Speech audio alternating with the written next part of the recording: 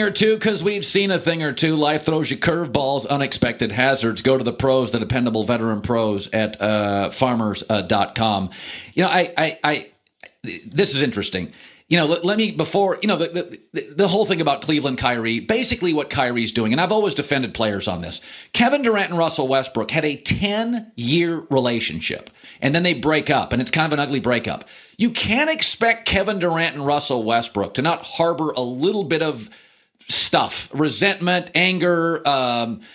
You can't have a 10-year relationship. I don't know if you're married for 10 years or you date for 10 years and you have a breakup. And even if you're both sick of each other, that's a decade of your life. Okay, that's a lot of experiences, a lot of vacations, a lot of, how you doing? There's a lot of dinners, a lot of talks, a lot of arguments, a lot of agreements, a lot of laughs. Kyrie and LeBron, there's going to be, now it's not nearly as long as KD, and it's not nearly as long as Westbrook KD. It's half that. But they experienced a championship, disappointment, a lot of laughs, a lot of trouble, a lot of passive aggressive, a lot of cryptic this. They're going to have issues. Yesterday, Kyrie Irving came out. It was funny. And he said, I'm driving around Boston, said Kyrie Irving. I'm thinking, man, I'm in a real live sports city.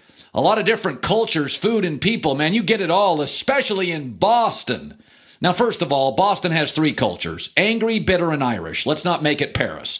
But the point being is what Kyrie Irving is saying when he's saying this is, I'm in a better place than you. I got a cooler partner. Yeah, look at me on Instagram. Look where I'm at. My city's cooler. By the way, and I'm okay with that. I'm totally okay with that. I'm not going to lie to you. When I left my former place to this place, I'd make sure I'd show those sunset pictures. How you doing, bro? It's snowing. 74 here. We're all insecure. We all want to feel better. We want to feel like we win. My first couple months here, it was like I'd be surfing thinking, my God, that I hit the lottery. I got great bosses. I got great weather. I live by a beach, not in the middle of New England. It's the reality of it. You're not going to go through a 10-year relationship like Westbrook and Kevin Durant and the Warriors. Like, we don't understand why Kevin Durant still got to. How do you not understand? They were in a relationship for a decade. They broke up. It was public. So everybody, all your friends and all your buddies and all your Twitter and all your, hey, what about him? What about him? What about him? What about him? You read your phone, pretty soon you're like, yeah, what about him?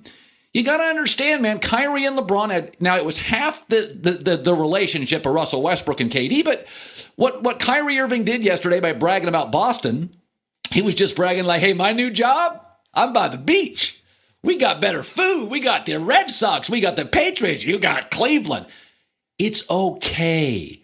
You can say that it's petty, and maybe it is, but we're all petty. When you go through life's experiences and you have these incredible highs and then you have lows, we're all humans here. Like, you don't think Joe Girardi manages the Yankees. Joe Girardi is tough. Joe Girardi looks like he could play. Joe Girardi's the stepdad you don't make mad. Joe Girardi, in 2 interviews yesterday, looked like he was going to cry when he was asked about butchering Game 5. Joe Girardi's as tough as a $4 steak, and this guy was virtually brought to tears twice yesterday in interviews because he's a human being and because he's responsible for the most known baseball team in the history of the world.